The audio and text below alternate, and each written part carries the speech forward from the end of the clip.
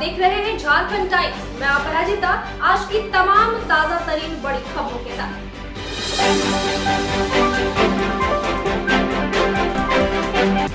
Corona की दूसरी लहर के 28 दिनों में पूर्वी सिंहभूम जिले के लोगों ने 3.5 करोड़ की विटामिन सी की गोली खा गए।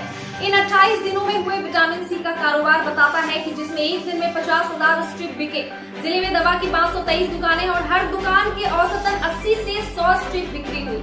एक स्ट्रिप में 15 गोलियां रहती हैं। प्रत्येक स्ट्रिप की कीमत 24 से 25 रुपए है। जानकारी के अनुसार खरीदार में 30% ऐसे लोग थे जो संक्रमित नहीं थे, लेकिन दवा का उन लोगों ने अपनी सुरक्षा के रूप में इस्तेमाल किया। बिना मर्ज के विटामिन सी खाने वाले शहरी क्षेत्र के लोग थे। उन लोगों ने विटामिन सी इसलिए खाई क्योंकि उन्हें बताया गया था कि विटामिन सी की मात्रा शरीर में अधिक होने पर कोरोना का प्रभाव नहीं पड़ता है। दवा दुकानदारों के अनुसार बाजार में 12 किस्म की विटामिन सी की गोलियां थी, लेकिन उनमें संबंधित बिक्री 2 की हुई।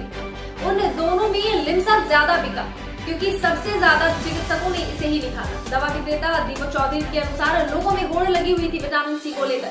एक व्यक्ति एक दिन में 5 स्ट्रिप ले जा रहा था।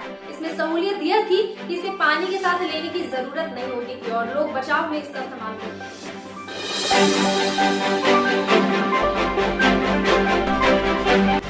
सिमडेगा सदर अस्पताल में व्यवस्था तो दुरुस्त हो रही है, लेकिन अस्पताल में कार्यरत कुछ कर्मी अपनी लापरवाही से बाज नहीं आ रहे हैं। आए दिन अस्पताल कर्मियों के द्वारा लापरवाही और मिसबिहेव किए जाने की जानकारी लोगों से मिलती रहती है। पिछले दिनों अस्पताल में दवा रहते हुए दवा नहीं देने की शिकायत की जांच खुद डीसी ने कराई थी। जांच में कर्मियों की लापरवाही प्रूफ होने के बाद सीएस ने 2 कर्मियों को निलंबित भी किया था। सोमवार की देर शाम ऐसा ही लापरवाही का एक मामला सामने आया है। ठेकई टांगर प्रखंड के एक मरीज की मृत्यु होने के बाद उसके बच्चों ने कहा कि अगर अस्पताल कर्मी थोड़ी सक्रियता और गंभीरता दिखाते तो शायद उनके पापा बच जाते। बच्चों ने बताया कि उनके पिता कोरोना संक्रमित थे और उन्हें सांस लेने में काफी तकलीफ हो रही थी, जिसके कारण उन्हें रेफर कर दिया गया। बच्चों के अनुसार रेफर के बाद उसके पिता को एम्बुलेंस में रखा गया तो कई देर तक बार आग्रह के बावजूद उन्हें ऑक्सीजन नहीं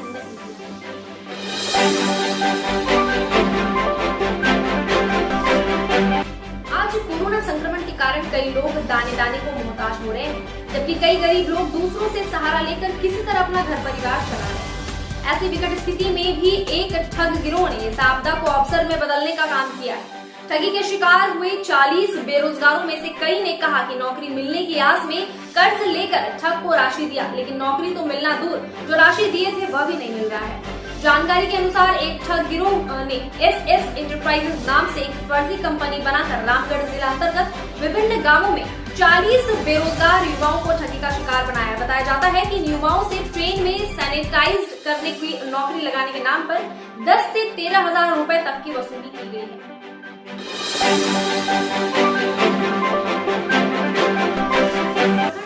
गांव में मंगलवार को कोविड को लेकर सर्वे कार्य करने पहुंची सहिया व सेविका को गांव के ही राफेल कंडुलाना ने टांगी लेकर दौड़ाया। इन दोनों को टांगी से काटने की धमकी दी। गांव में सर्वे नहीं करने को कहा।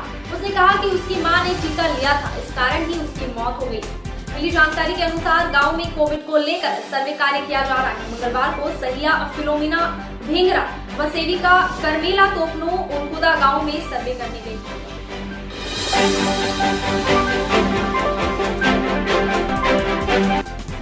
सरकार ने इस साल सीबीएसई 12वीं की परीक्षा रद्द कर दी है। मंगलवार को प्रधानमंत्री नरेंद्र मोदी की अहम बैठक के बाद यह फैसला लिया गया।